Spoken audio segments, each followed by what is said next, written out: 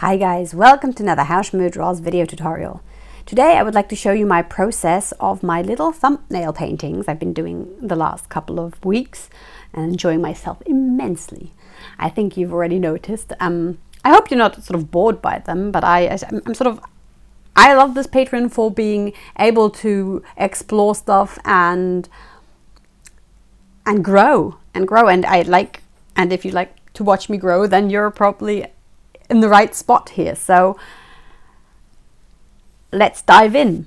You can see me starting by, I sort of added a red undertone to this. I don't know if it was really necessary. I like doing that because then I have it shining through in bits.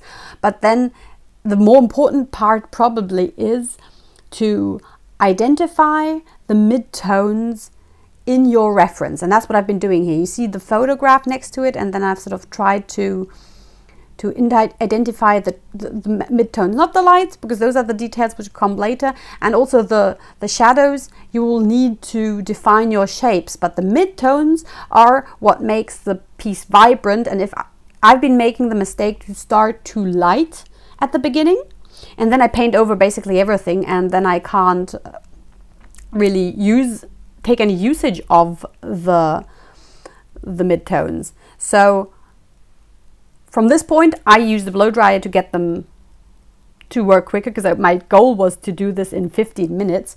Spoiler, I won't make it. This whole process took me an hour, and I sped it up for you in order to sort of talk over it properly. But you will be able to see the whole video in real time as well. You can just sort of skip through the parts which you find interesting.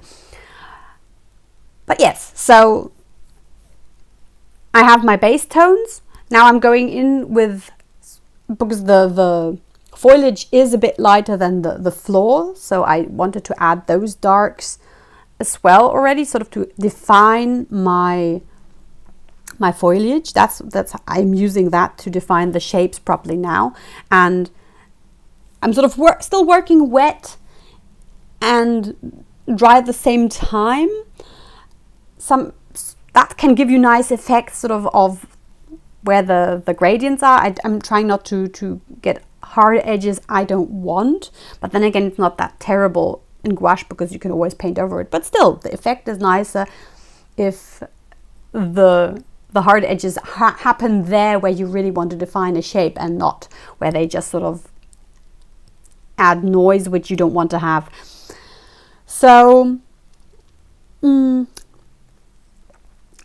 at this point, I was pretty scared of the painting because it was still super undefined, and I didn't know where my shapes were going, what the foliage's details were going to be like. So I'm sort of getting closer to it with the darks of the earth. But then if you do that too much, just putting with the earth, then it would have gotten very noisy. I wanted to have some parts also just the greens blending in one another. And because I was very unsure, I sort of started already some detail work, which maybe wasn't that appropriate at this point, but it's not terrible. I mean, there is no real right and wrongs here, but this was the hardest stage for me because everything was just a mess. I didn't have the flowers in there yet. I had run out of time because I wanted to do this in 15 minutes, as I said, and that was my timer you just saw. So this is 15 minutes into the painting. I'm like, oh, I don't know where it's going. But I was actually already quite happy with it, and which also sometimes when you're happy with a painting, that makes you even scared because you're like, okay, this is good, but how do I get from this stage to the finished stage? And what I did was I started with a lighter dark green tone to define some leaves, which was a good idea. But then I sort of started switching to light details, and that maybe was a mistake. And yeah, as you see here, I'm sort of already detailing the leaves, which I shouldn't have done at this stage. I think I should have gone further just with the darks, defining all the shadows. And I mean, I know this process. I know that this is the way to work. I mean, I've done digital paintings all my life, but still, I was so scared. I'm sorry, that's just the way it is. But it's not that the painting turned out bad because of it, but it would have been better and more structured if I hadn't done that.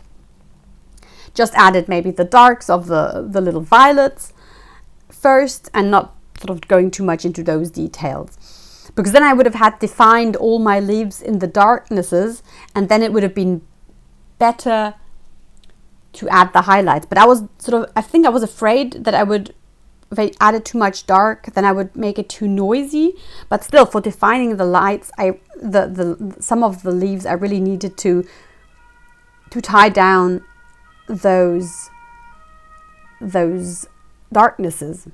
And it's far easier after that to put down the highlights there where you really need them, because painting with the highlights can sort of sometimes make it again too noisy at stages where you don't want to have it. But I will get quicker. I think I will get better at this as well. It's just me sharing what I think I was doing wrong at the time. Not that the painting turned out bad, but I think it would have been easier for me. And that's something I might be I'm recommending to you, to maybe record your process yourself if you're working and watch yourself doing it, because I often see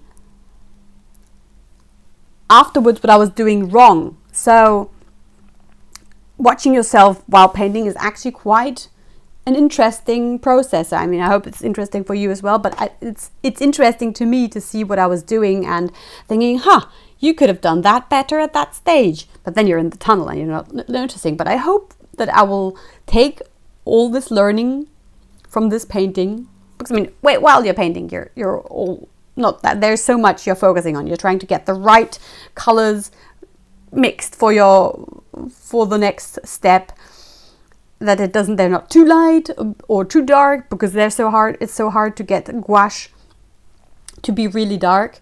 Here I wanted the earth tones to be sort of purplish, and I mixed green and red, which usually gives you brown, but it was both rather bluish tones, so that I got a nice purple, which I really thought was fitting, because then I get that warmth to contrast the cool greens.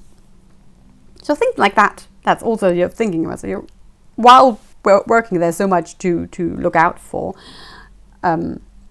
I think, and that's where the muscle memory really comes in. That's why I'm doing this a lot, so that I already know things which I don't have to relearn while doing. But my goal is to do one of these every day, but not in an hour like this one, but 15 minutes, so that I've got just sort of, I mean, I know I probably won't make it, but it would be so cool, because I know I would get so much better at this. And these doing one thing every day challenges, I feel like they're really good, just sort of to get the mileage in and the muscle memory for your drawings. The colors I'm using are poster colors. I was not gifted them. We swapped. A Patreon of mine, Anna, she sort of said, I bought these expensive colors, the Nicker poster colors and Shinhan, and she sort of said, I could give them to you, and I was like, no, we'll swap, because she didn't have my book yet, the new one which will come out, so I haven't given her that book yet, but she'll get that once it comes out. And thank you once again for introducing me to these colors, because I think they're gouache colors, but I feel like they're better gouache colors. They're very, very pigmented, and I like having them in these little boxes, because then you don't have to always unscrew the tops of the paints, squeeze out far too much paint, and then realize you haven't used it. So then I'm always left with palettes full of rests of dried up paints, which don't really, which is harder to get really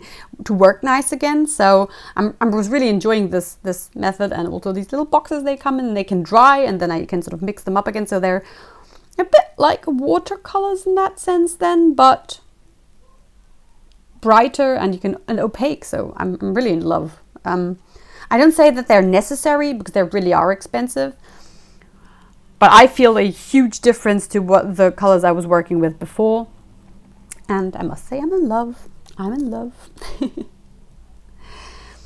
So at this point I was sort of thinking, okay, I'll add some light to the earth, but maybe I overdid that. I think the important bit is that we have a bigger contrast between the floor, the earth, and the greens, because that's where, when you squint your eyes, you see that's where the highest contrast is.